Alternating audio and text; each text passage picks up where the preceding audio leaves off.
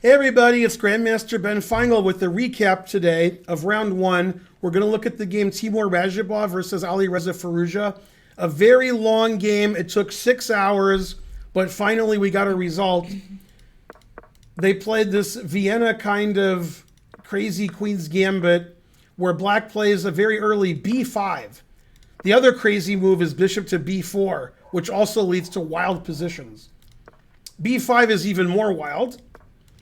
So white sacrifices a pawn. It's the Queen's Gambit. And then white gets his pawn back. And black has a bad pawn structure, but black has good control of the white squares. These pawns are stuck on black squares. The bishop is good. The bishop is good here. The knight's good on d5. And we have to save this pawn. So we play knight to b6. The players played pretty quickly to this position, playing their preparation. Knight c3, rook b8. And right around here, I think Radjabov was out of his prep, but Firouzja seemed to just keep playing quickly. I don't know if he's in his prep or not, but Firouzja usually doesn't play too fast. He's very, contemplative. He's very contemplative about his play. Okay, I can't say it, but that's what he is. But he was blitzing. Okay, he wasn't Donner. He was blitzing. And he played knight a5, defending his pawn again, and also the b3 square is open because of a3. So knight a5 makes sense. Knight d5, back to d5. Bishop a6. Black has really nice piece play, but black has 3 isolated pawns. So Spencer and me, and possibly Kieran, we liked black because black had really active play. And the engine likes white because the engine says, no. I'm going to stop all that play, and you're still going to be stuck with those weak pawns. Bishop d2 doesn't really threaten anything. It looks like it threatens knight takes, unleashing on the knight, but our queen can take and we can defend. Knight b3, knight e4. He gets the 2 bishops. And in this position, the reason I think he may have still be in prep, even though a3 is a weird move, is he played knight f4 so quickly. And this is an exchange sacrifice. But he didn't think more than a minute. After bishop c4, we can't just do nothing and be down a pawn with no compensation. You have to sacrifice the exchange. That way you get good compensation. Rook takes b2, queen takes b2, bishop takes c4. Black has 2 bishops, and he's dominating the white squares, but he is down a full exchange. But good compensation. Look at that knight on f4. The bishop's going to d5.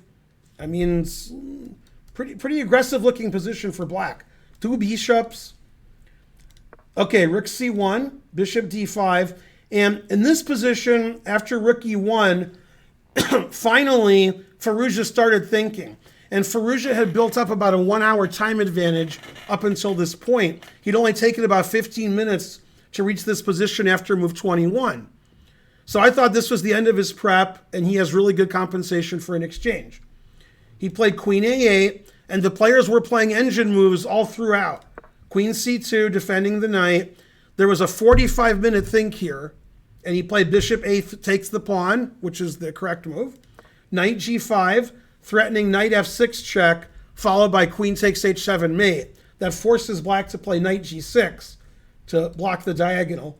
h4, he says, no, I want to open that diagonal. If knight takes h4, double question mark, knight f6 check, and queen takes h7 mate.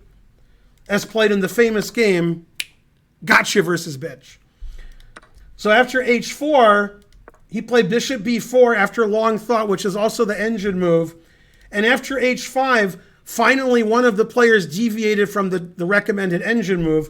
The engine says it's about equal if we take on e4.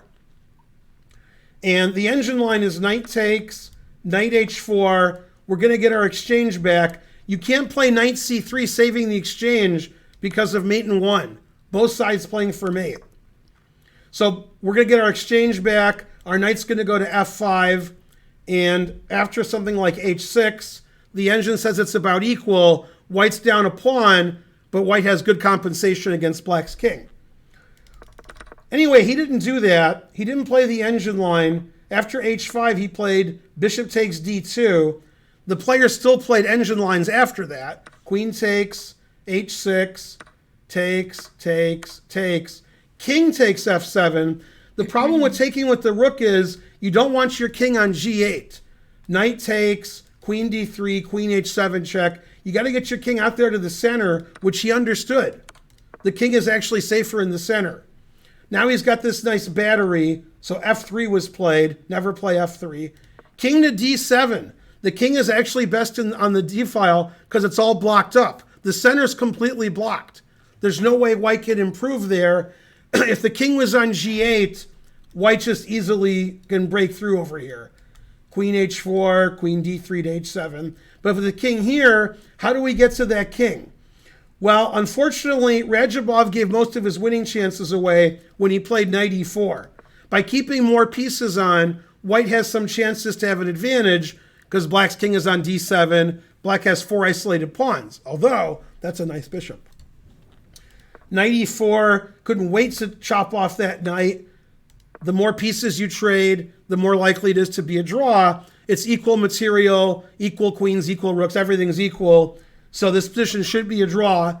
And in this position, they went into a drawn rook and pawn ending where Firouzja had to suffer a little. If he had played rook g8, he would suffer much less. Rook g8 was the correct move. This is also drawing. 2 against 1 is a draw. So he wasn't that worried. After rook f7, white wants to push his g-pawn and keep the black king cut off from the f-file. So black correctly played king d6 to play e5, king e6, and get his king over to the king side. And that's what happened. And the rest of the game wasn't super exciting because this is just a draw. White tried to win, but he didn't do very well. He didn't get much of a chance. And the only thing that he tried that made any sense was g5 after moving around a lot, doing nothing. Nothing's really happening. Finally, he played g5. Now he wants to walk his king up. Rook there, stopping that. He played rook h4 so the king could move up. Okay? And he did. But now if you go back to g3, how are you supposed to win? You're going back and forth with your king. You got to play king h5 to try to win, but now your f3 pawn's not defended. And if rook h3, I can simply play e4 and get rid of all the pawns. So he played f4, and they just agreed to a draw here, because rook and pawn versus rook is a very easy draw, especially this position. This position is easier than usual to be drawn. So pretty good defense by Firouzja. He made one little mistake in the middle game by taking on d2 right away, giving him a worse position, but he still held the draw. Pretty well played game. Probably the least mistakes made of any game this round. This game had some little mistakes, but nothing major, and the game ended in a correct draw, although it was 71 moves and 6 hours long. The truth hurts. Now I have a question. Yes. Why is this position easier to draw? It's easier to draw because it's a knight pawn, so there's no chance. Yeah. There's no chances to get anything active because we can play rook a7. Oh, yeah, and just by moving our rook back and forth, it's a draw. Okay. Obviously, Philidor position is also a draw, but you don't need to know that to draw this position. So, good game, good draw, good luck, etc., mainly etc. I hope you enjoyed that recap of the game. That was Radjabov versus Firouzja. This is Grandmaster Ben Feingold. Please watch our other recaps on YouTube and follow us on our stream at twitch.tv/GM Benjamin Feingold. And I'll see you next time with more recaps.